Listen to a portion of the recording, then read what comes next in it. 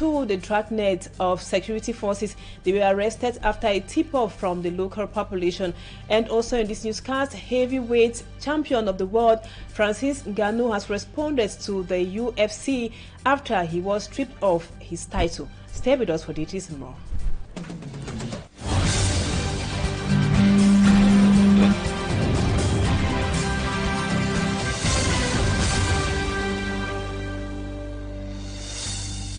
Welcome back, viewers. Thank you so much for being there. We begin this edition of the news with his human interest story. We just told you in the headlines that a gang of suspected armed bandits, they have been terrorizing people in a greater part of the southwest and the west regions.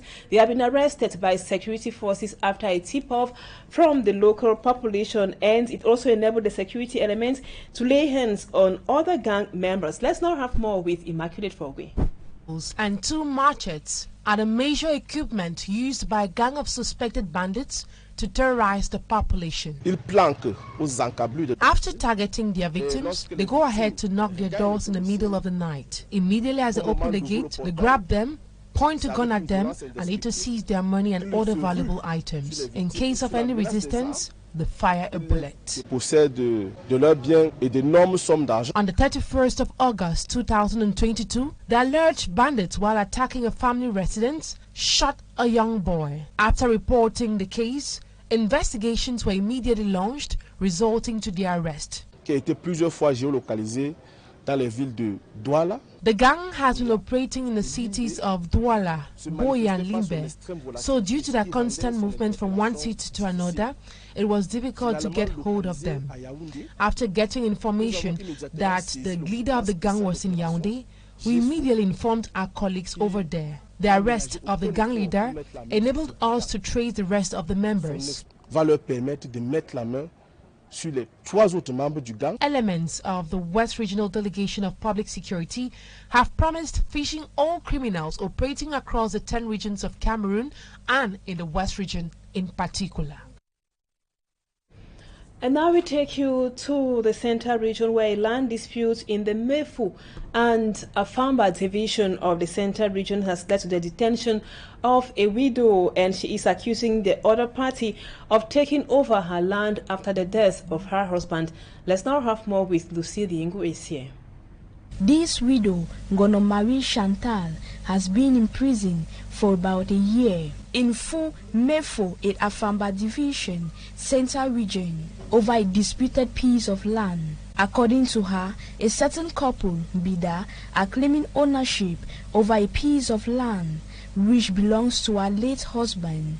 The 7,000-meter square cocoa farm, she says, has enabled her take care of her kids after her husband's death. A group of persons came to my home, asked me to rush to my farm because some people are there. Then I had to go with my kids to see what is happening. On our arrival, we met a couple, Ngono Atangana, and his wife, Ngwana Marie Margaret. I asked what they are doing on my farmland. They replied they have full rights over the land. Elle m'a répondu que je fais de mes droits. In the midst of this disagreement, the widow, Ngono Marie, has been detained. Since they know my husband is dead, they think they can maltreat me and my kids. It has been tough ever since my husband died. Having interest in this, Equinoxe TV carried out investigations and solicited to have an interview with Ngwana Marie Mbida, who is of the military, but she insisted to have an authorization from her boss, the Minister of Defense, before granting her interview. The population and human rights defenders have expressed their dissatisfaction over what they term the illegal detention of the widow Ngono Marie Chantal. And now over to the Mbam and Inobu division, still in the Central region. The local population are complaining about the abandonment of a public educational institution in Kon Yambeta. The school lacks good infrastructure, teachers, didactic material, potable water, as well as toilets. Innocent Azer has more. This is government's primary school Konyambeta in the Mbaman Inobo division of the Central region, where the head of state's Android generation and future leaders assimilate knowledge. Classrooms are already dilapidated. When it rains, pupils and their books get wet. We are often obliged to cluster them at the corner to avoid being drenched. Look at the roof sheets. They will soon be blown away. It is an old school. Elites of this village have passed through it. Today, children sit 4 on a desk instead of 2.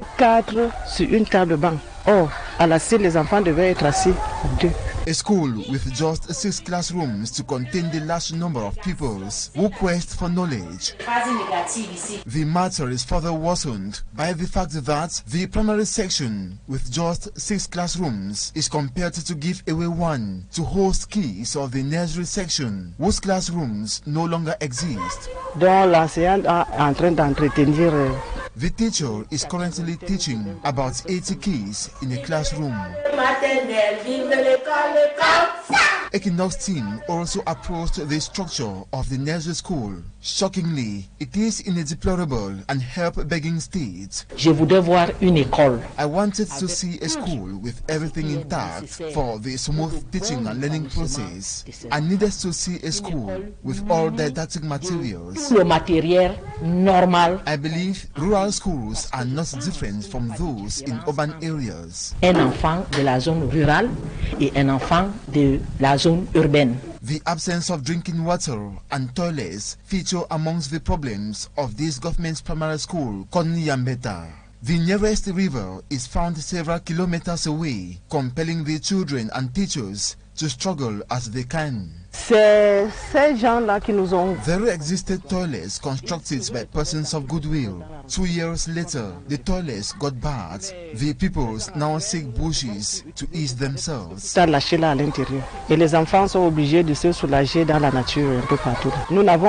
don't even have water to drink. We rely on the far-off stream at times to quench our taste. Away from the sick infrastructures, the school lacks sufficient teachers. Doit avoir combien de centimètres? 5 cm. We have 2 state teachers, that is, the head teacher and myself. The 4 others are volunteers hired by parents. Ça exige une pédagogie adéquate. The absence of a fence and gate exposes the school infrastructures to vandalism and physical attacks on the learners. We are exposed to vandals. Their presence on this campus traumatizes these children whenever they meet them here, at times in the classrooms.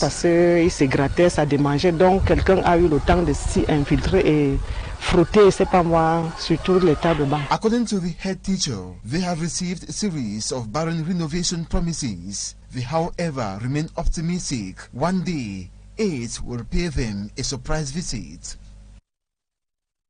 In the Central region, we take you to the Nyong and Ekele division, precisely in Matom, where the councillors there are at loggerheads with the mayor over the mismanagement of funds. They are also complaining about the non-execution of some projects. Our reporter Mala Glory tells us that their last council session ended in total disagreement. Anger, bitterness, conflict, there is tension in the air.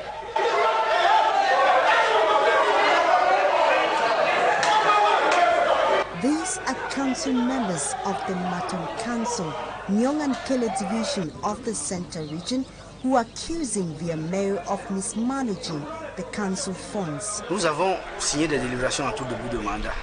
We signed some projects at the beginning of the mandate, but unfortunately was not completed.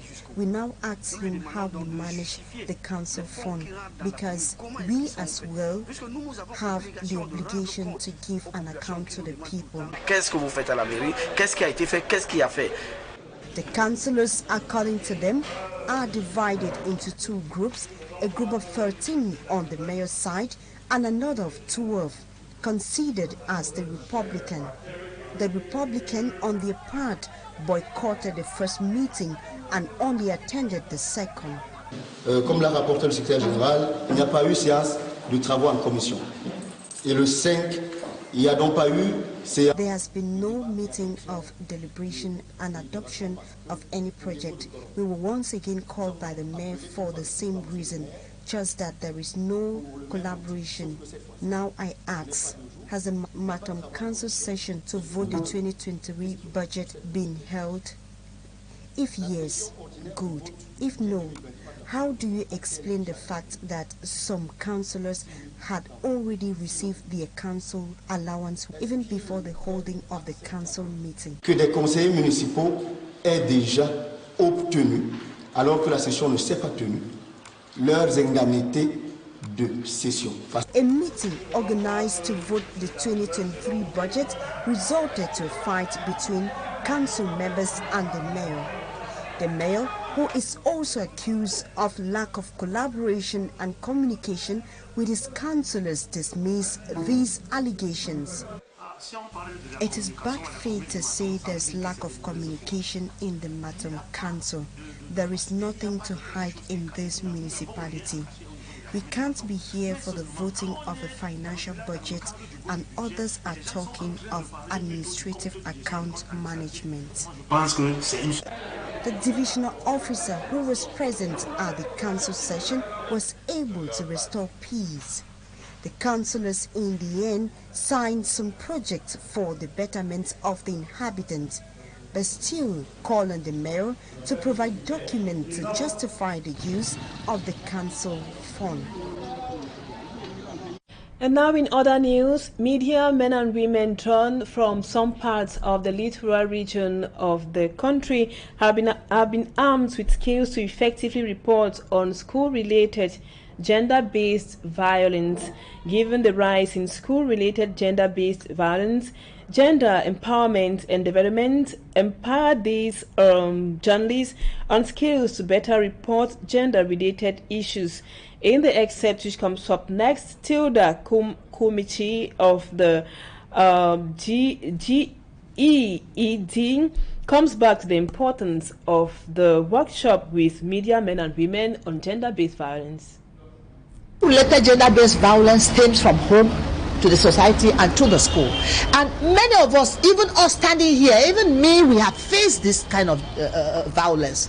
Either you were sexually harassed, either you were punished because you were talking to a girl a teacher was looking at, either you are a girl who was punished because somebody wanted to get you and you refused, either you are a teacher who is being hated by a child because the parents are rich and they don't respect you. So there is a lot that is going on in schools, and the only way we can create, we can inculcate, we can conscientize the society is to use the media.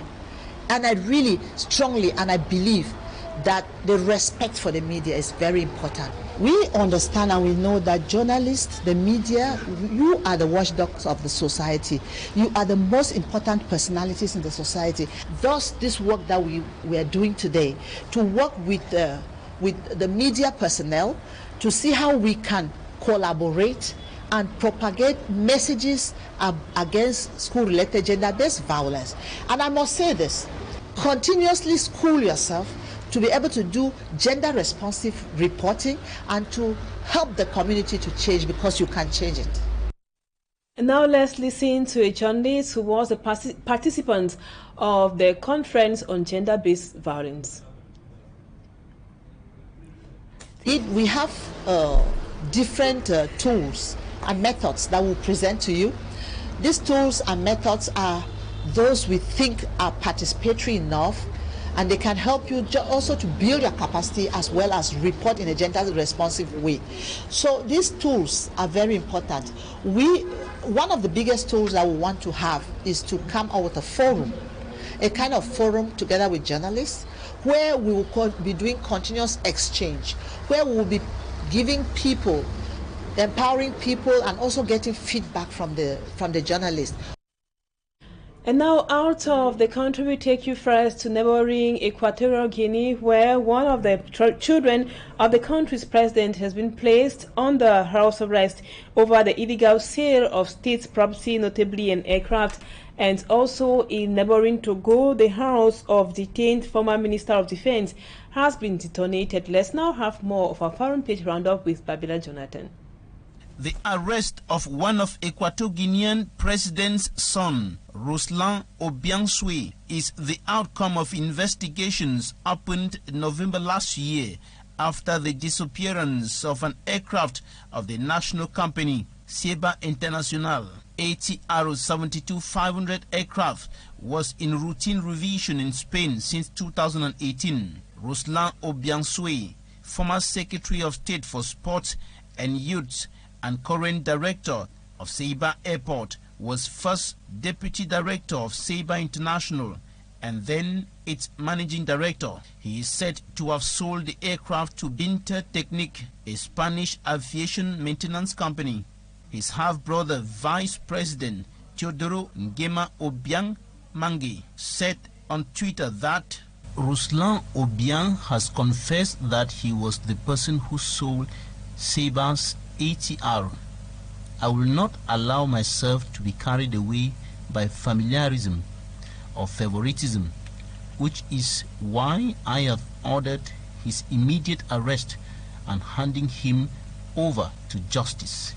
Teodoro Obiang himself was sentenced by French justice at the end of July 2021 to 3 years in prison with a suspended sentence and 30 million euros in fines. His assets in France were confiscated for having fraudulently built up a luxurious patrimony within the framework of the ill-gotten gains case.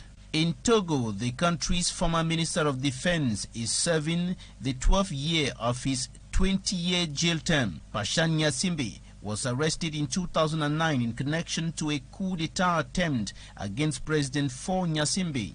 The half-brother of President Faure Nyasimbe was slammed a 20-year sentence by the Supreme Court in 2011. Since 2021, his health situation has been deteriorating. The request for medical evacuation by his doctors and lawyers has not been granted. And now we take you on to our sports page. The under-17 teams of Cameroon and Congo-Brazzaville will be representatives of the CEMAC zone at the African Union on the African under-17 nations in Algeria. That would be in April 2023. Both teams picked up their qualification tickets at the end of the UNIFAC Cup in Limbe. Smart Jikan has more. The under-17 Lions are going to be present at the African Nations Cup in their category next April 2023 in Algeria. Hosting the Central African Football Federation's Union Tournament, UNIFAC, the Lions won their 2 matches to consolidate their place. In the match opener, they thumped the Central African Republic 4-0 before defeating Congo-Brazzaville 2-0. The boys of coach Jean-Pierre Fiala in 2 matches scored 6 goals and conceded none. Angel Lyonje of the under-17 team won the Golden Boot for the top scorer with 3 goals and the tournament's best player. Cameroon will be joined by Congo-Brazzaville at the under-17 Nations Cup in Algeria. The Cadet Red Devils picked up the lone ticket left by beating the Central African Republic 3-1. The tournament, which was supposed to have 5 teams, ended up with 3 teams because the Democratic Republic of Congo and Chad had problems of overaged players. Elsewhere, the World Football Governing Body has announced that during the FIFA World Club Tournament that will be taking place in Morocco, there will be a trial to see how a referee can announce to the stadium and broadcast audience what has happened after a VAR decision has been made. There will be a trial in the FIFA tournament over the next 12 months. If successful, the experiment could also be extended to this year's Women's World Cup in Australia and New Zealand. The International Football Association Board, IFAB, is the brain behind this new experiment that will be used for the first time during the FIFA World Club tournament that will be hosted by Morocco from February 1 to 11, 2023. We continue in sport. World heavyweight champion Francis Ngannou has responded to the UFC after he was stripped of his title. Francis Ngannou is not very okay with some clauses in the recent UFC contract. Let's now listen to the response of Francis Ngannou in this excerpt. How the UFC contract can be restrictive, and as an independent contractor, you don't really have a say in that contract. You don't even have a right. So anyone who doesn't have to be here doesn't have to be here. You know that's not true, right? You know how restrictive the USA contract can be for a contract that's supposedly for independent contractor. So there's not really a lot of things that you want or you can do when you are in that contract. They decide for you. I signed my last contract in December 2017. Even at the time, I knew it wasn't a good contract, but I know I have to earn my position, become a champion, have more value. In order to negotiate a better deal for me, I need to add more value to myself. And that's what I've been doing in the past 5 years, you know, and which is okay. I never really complained with that contract, no matter what happened. The only thing that I wanted is the right to deliver that contract, to terminate that contract as I should, and move on into the next one. You know, I do believe that I have that right, at least. I mean, that's called freedom, you know, to be able to terminate a contract in order to start another one. And if the new one doesn't suit your condition, you're also free not to sign without going into a bad blood. The only thing that I'm scared of is to be trapped. It's not to lose my freedom, which I value very much. You know, I'm the best. I'm the king. Interesting response there, and viewers, that does it for this edition of the news. Thank you so much for always being there, but don't go away. The news in the French language comes up at exactly 8 p.m. Bye-bye for now.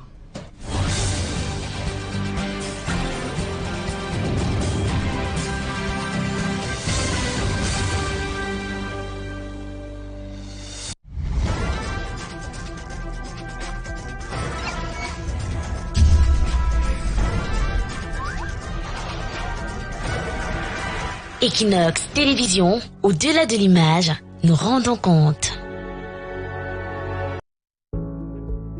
7 conseils pour se protéger contre le nouveau coronavirus.